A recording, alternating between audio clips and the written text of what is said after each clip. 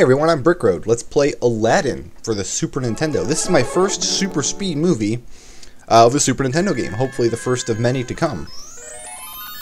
See, I was a Nintendo kid, so all the games that I'm best at, and therefore can play at super speed, are going to be on Nintendo consoles. Nothing wrong with that, I guess. But it's interesting because all my NES super speed videos have been 150% speed, and I didn't have a decent...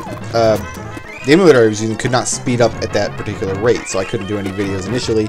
So I made a video and said, hey guys, help me out here. And then within like an hour, people had a solution for me. And I got this new emulator and it works perfectly, but it doesn't run at exactly 150% speed. It actually seems to vary depending on what game I plug it in. For example, I tried it out with Super Castlevania, and it was like 140 something percent, which is good.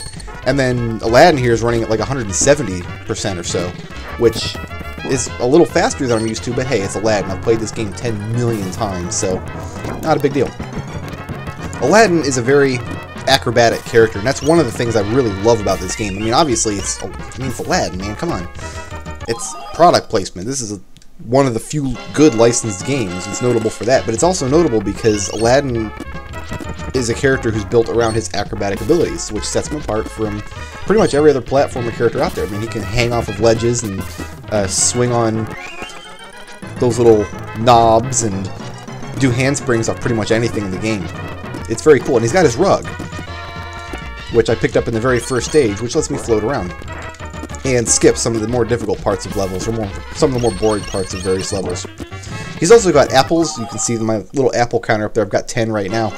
Those are his projectile weapons, and those do not deal damage, but they will stun certain enemies for a while. I just picked up 3 apples there. Each apple is worth a couple. And that's probably all the apples I will ever need for the entire game. I mean, I'll use some on this boss right here, and probably to kill a few flying enemies as I go, but other than that, not a whole lot to it. This game's more about dodging enemies, finding ways around them, and getting through the environment. The environment is really your biggest threat. And that sets it apart from the Genesis version of this same game, which actually equipped Aladdin with a sword. And I remember being a kid back in like middle school, and everybody was like, oh, the Genesis version is better because he has a sword and swords are cool. But I always felt that's not Aladdin's character. He's a thief. He's a burglar. You know, he's supposed to be slippery and cunning, not a warrior character. He's not like a strong character. So the thought of him going toe-to-toe with a soldier, both armed off with swords, it just does not fit the character.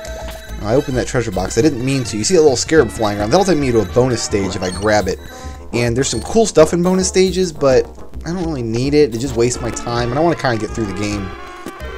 So I'm going to try to skip the scarabs as I go. There we go. That's the end of the first part of the Cave of Wonders there, where Aladdin finds his flying carpet.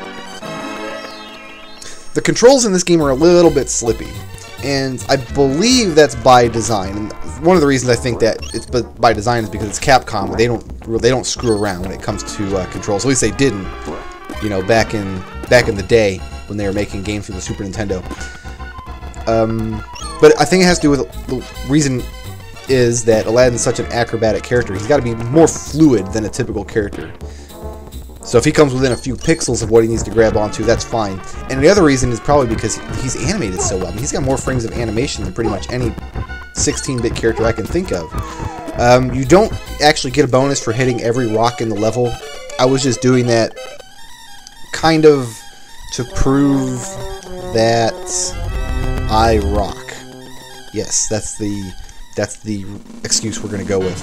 And yeah, it's cute that it gives you passwords in this game, even though the game's only about 30 or 40 minutes long. I mean, if this is your very, very first time playing the game, maybe 45 minutes.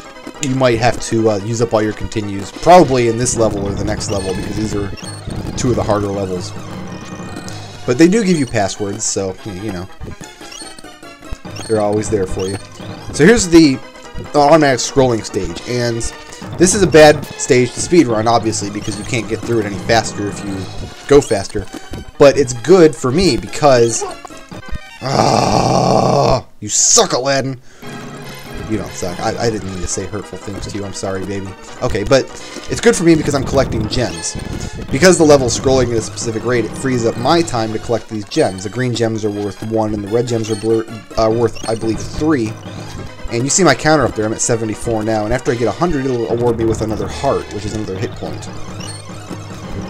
So I'm going to try to grab as many gems in this level as I can. There's 10 red gems in every stage in the game. And if you get all 10, you see a little counter at the stage clear screen that shows you how many you got. And there's 2 endings to the game depending on how many red gems you got. I'm not really going to bother to get the quote-unquote good ending because it doesn't really change a great deal. And besides, collecting enough red gems, it's kind of a hassle. Like, I have gone through the game and gotten every single red gem in every single level, and you don't really get anything completely worthwhile. Oh, no! Oh!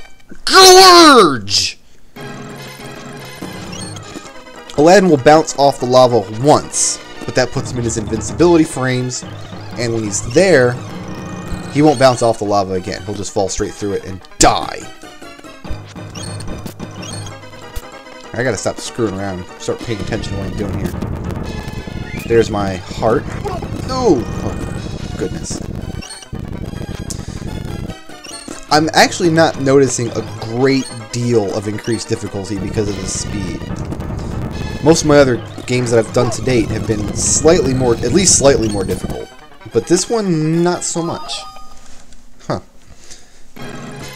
Oh, this stage is actually a little more difficult. This gave me some trouble on my test run that I did about an hour ago. If you touch a rock or if you touch the lava, you die and you start the stage over from the beginning. Fortunately, it's pretty short. I'm actually almost done with it as it is. I've got to go through... Oh! Crud! Yes, I said crud. I try not to say really, really mean, bad words in my videos. If that offends your sensibilities, then what's wrong with you? Children are watching this. So... Oh! That's the same place I died last time! Guys, I'm gonna have to continue, and I'm gonna lose my rug. Come on, focus! Brick road. Focus! Yeah, after I finish up recording this video, and as it's encoding,